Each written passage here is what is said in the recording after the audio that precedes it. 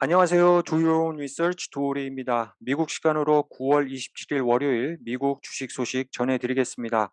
오늘은 폴스타와 GGPI의 스팽 합격 소식 간략하게 전해드리도록 하겠습니다. 제가 한 2달여 전에 GGPI와 폴스타의 스펙 합병 루머 소식을 전해드린 이후에 한 2달여 만에 데피니티브 어그리먼트가 나왔습니다. 그래서 두 회사는 앞으로 별 문제가 없는 이상 2021년 12월 또는 2022년 1월에 미국 주식시장에 폴스타라는 이름으로 상장을 하게 됐는데요. 거기에 대한 상황 좀 간략하게 알아보겠습니다.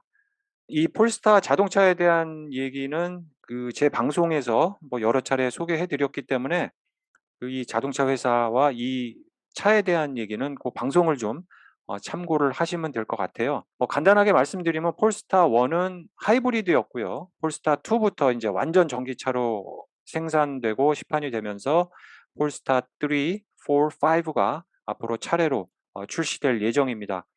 폴스타 2 같은 경우는 지금 상산이 되고 있는 상황이고 판매가 되고 있는 상황이에요. 유럽 쪽에서는 이미 판매가 되고 있는 상황이라서 앞으로의 판매 동향도 파악하면서 주가 동향을 좀 어떻게 될지를 좀 알아볼 수 있을 것 같습니다. 그리고 이제 폴스타 3 같은 경우는 이게 폴스타 2의 SUV격인 게 되는 거고요. 2022년부터 이제 생산이 되면서 아마 2023년부터 판매가 될 것 같아요. 그리고 폴스타 4, 5가 출시될 예정인데요. 이제 5 같은 경우는 상당히 하이엔드 럭셔리급의 전기차 모델로 보시면 되겠습니다. 프리셉트라고 하는데요. 루시드 에어와 상당히 좀 경쟁이 될 만한 그런 차가 아닌가 그렇게 생각이 되는데 루시드 에어 같은 경우는 거의 지금 판매가 코앞에 다가온 반면에 이 폴스타 프리세트 같은 경우는 한 2년 정도, 2-3년은 더 기다려야 판매가 될 지금은 아직까지 생산이 되고 있지 않은 것이 약간 단점이기도 합니다. 그래서 좀 더 기다려야 되는 상황이 되겠죠. 그전에 폴스타 2가 주력 판매 모델이고요. 2부터 이제 3까지 차례로 판매가 될 예정입니다. 이번에 GGPI하고 폴스타의 합병 딜을 보면 앞으로 합병 이후에 시총이 20 빌리언 정도 될 거라고 얘기를 하고 있는데요. 이 20 빌리언 달러는 지난 그 루시드 에어의 딜과 거의 흡사하죠. 루시드 에어는 25 빌리언 달러였어요. 근데 이제 25 빌리언 달러였을 때 그때 이제 스펙이었던 철칠 힐 캐피탈 같은 경우 주가가 한 20불에서 15불 사이를 왔다 갔다 하고 주가가 상당히 높았습니다. 그렇게 봤을 때 지금 GGPI 같은 경우는 주가가 10불대죠. 그래서 거의 시총이 합병 이후의 시총을 좀 같게 볼 수가 있겠는데요. 지금 10불대인 고올스 구겐하임 GGPI의 시총이 1 빌리언 달러로 봤을 때 합병 이후에 20 빌리언 달러 규모라는 것은 상당히 엄청나게 이제 부풀려지는 상황이 되겠다라고 예측을 할 수 있습니다. 그래서 제 개인적인 생각으로는 지금 주가가 10불 상황일 때 들어가시는 것이 가장 좋을 것 같습니다. 만약에 이게 이 회사가 갑자기 뭐 15불 정도까지 올라간다 그러면 그 가격에 GGPI 주식을 사는 것은 좀 약간 위험성이 있지 않을까.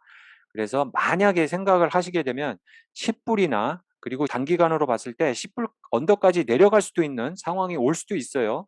그렇게 되면 그때 들어가시는 게 가장 안전한 방법이 아닌가 그렇게 생각을 개인적으로 해봅니다. 폴스타의 인베스터 프리젠테이션을 한번 찾아봤습니다. 좀 간단하게 좀 알아봤는데요. 보면은 폴스타의 이번에 합병은 고울스 구겐하임, 알렉 고울스라는 사람은 여태까지 여러 회사를 스펙으로 인수합병해서 상장을 시킨 경험이 있죠. 우리가 많이 아는 루미나를 상장을 시켰고요.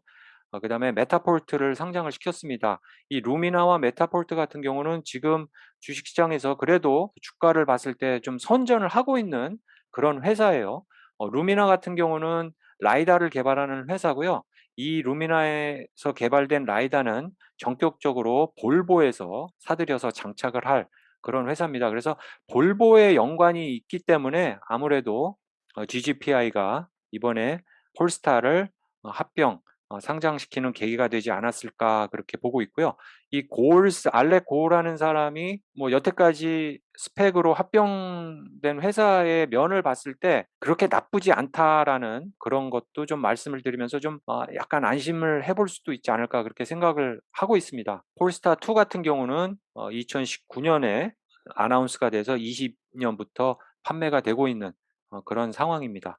이 볼보 같은 경우는 스웨덴 회사였다가 중국 자본이 인수를 했죠. 그래서 사실상 중국 회사로 봐야 될 것 같아요. 길리라는 중국 자본이 대주주로 있는 회사가 볼보고요. 볼보의 자회사가 폴스타입니다. 사실은 스웨덴 회사라기보다는 중국 회사로 보는 것이 더 타당하다라고 저는 개인적으로 생각을 합니다. 앞으로 여러 모델이 출시가 되는데요. 폴스타 2는 지금 출시가 돼서 판매가 되고 있고 3부터는 2023년부터 2024년, 25년 차례로 차세대 모델들이 나올 전망입니다. 그래서 루시드하고 비교를 하는 것은 약간 무리일 것 같아요. 왜냐하면 여기도 보면 루시드와 테슬라와 여러 다른 전기차 회사하고 비교를 했는데요. 루시드는 하이엔드 모델이고 폴스타 2 같은 경우는 테슬라의 모델 3와 견주는 모델이기 때문에 앞으로 루시드와 경쟁을 하는 모델을 출시를 하려 그러면 한 2-3년을 더 기다려야 되는 그런 상황에 있는 회사가 폴스타라는 점 먼저 말씀을 드리고 싶습니다. 여러 가지 얘기가 있어요. 이 폴스타의 시총 같은 경우가 아직 그 고올스 주식이 지금 $10이기 때문에 이 $10로 봤을 때 앞으로 상당히 저평가되어 있다라는 그런 얘기를 하고 있고요. 여러 그 공장에서 생산을 할 예정입니다. 근데 대부분 공장이 중국에 있고요. 미국의 찰스톤의 공장에서도 폴스타 3를 생산을 할 그런 예정에 있습니다. 그리고 좀 제가 유심히 본 것이 있어요. 좀 약간 좀 의아한데요. 이제 한국에서도 판매가 될 예정인 것이 이제 폴스타 2고요. 앞으로 계속 차세대 모델이 나올 예정이고 이 폴스타 같은 경우는 전 세계 시장을 타깃으로 하고 있고요.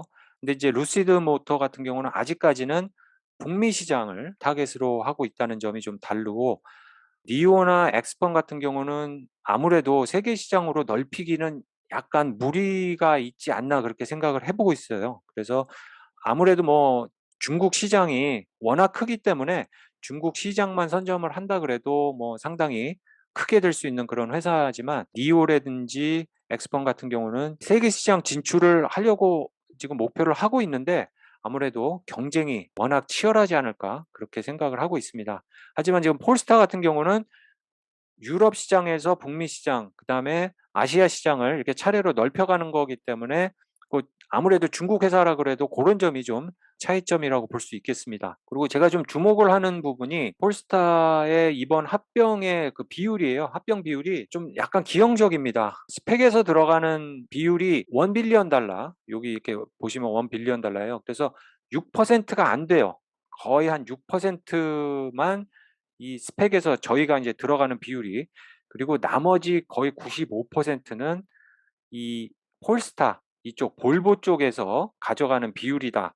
그래서 앞으로 만약에 이 회사가 상장을 한 이후에 주가가 좀 치솟는다고 하더라도 6개월 이후에 락업이 풀리는 그런 시점에서는 대량 매도세로 주가가 폭락할 수 있는 그런 가능성도 염두에 두셔야 한다는 것을 좀 말씀을 드리고 싶습니다. 그래서 만약에 이 회사의 지금 GGPI 주가가 그렇게 크게 뛰지 않았어요. 요즘에 스펙이 합병 소식을 발표하더라도 그렇게 주가가 크게 뛰는 그런 상황이 아니기 때문에 만약에 폴스타의 판매가 뭐 3분기 판매가 발표가 됐는데 판매 실적이 좋다 그러면은 GGPI 주가가 어느 정도 크게 뛸 수 있습니다. 그렇지만 앞으로 또 10불 미만으로도 떨어질 수 있다는 것을 감안을 하신다 그러면 굳이 이 회사의 주가가 그렇게 뛸 때 들어갈 필요는 없다라는 것을 말씀드리면서 오늘 방송 마치겠습니다. 시청해 주셔서 감사합니다.